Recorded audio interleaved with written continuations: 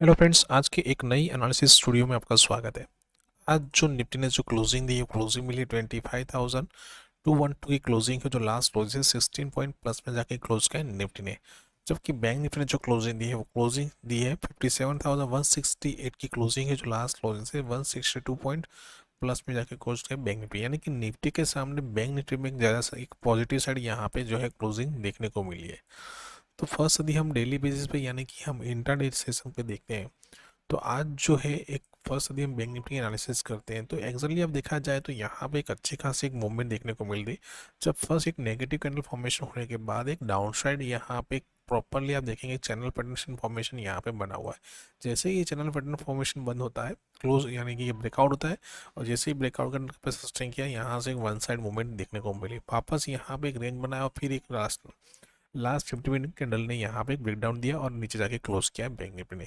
यानी कि जब भी कहाँ पे भी रेंज बनते हैं या फिर कोई ऐसा एक चैनल पैटर्न फॉर्मेशन बनता है, तो जब भी उसका ब्रेकआउट या फिर ब्रेकडाउन होता है, वहाँ पे हमें एक अच्छी मूवमेंट देखने को मिल सकती है।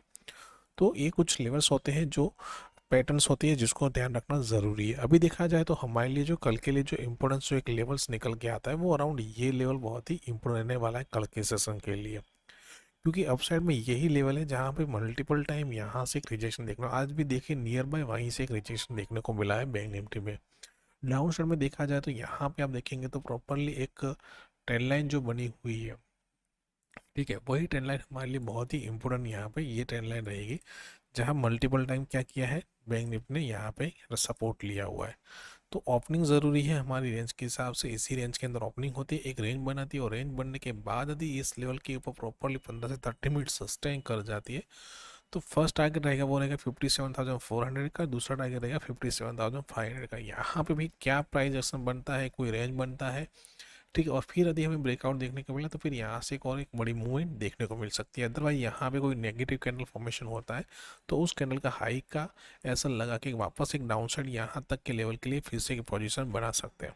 लेकिन यदि डाउन साइड में ये ट्रेंड लाइन ब्रेकडाउन होकर सस्टेन कर जाती है, जहाँ पे कौन सा लेवल रहेगा, ये लेवल 57,100 का, तो पहला टारगेट हमारा रहेगा 57,000 का रहेगा। फिर यहाँ पे क्या प्राइस एक्शन बनती है, जैसे यहाँ पे एक रेंज बनी वैसे ही एक रेंज बनती है, और रेंज बनने के बाद यदि ये लेवल ब्रेकडाउन करता है तो फिर यहाँ से डायरेक्ट फॉल आ सकता है, जहाँ पे 56,800 का पहला टारगेट रहेगा, दूसरा 56,700 से लेके 56,600 तक हम टारगेट डाउन साइड में यहाँ पे देख सकते हैं। तो ये कुछ लेवल्स है जो हमें ध्यान जरूरी रखना है बैंक निफ्टी में, जहाँ मल्टीपल टाइम यहाँ पे ट्रेंड लाइन का जो सपोर्ट रहेगा, और अपसाइड में यहाँ पे जो रहेगा वो हॉरिजॉन्टल लाइन है जो हमारे लिए स्ट्रॉन्ग यहाँ पे रेजिस्टेंस का काम करेगा। ओपनिंग कहाँ होती है, यदि इस बीच में भी ओपनिंग होती है तो भी हमारे लिए यही रेंज बहुत ही इंपॉर्टेंट रहने वाली है कल के सेशन के लिए। अभी हम चलते हैं निफ्टी के चार्ट पे। निफ्टी की जो है कल वीकली एक्सपायरी रहेगी, तो वहाँ पर भी देखना है कि कल कौन से लेवल्स इंपॉर्टेंट रहते हैं इंट्राडे सेशन के लिए।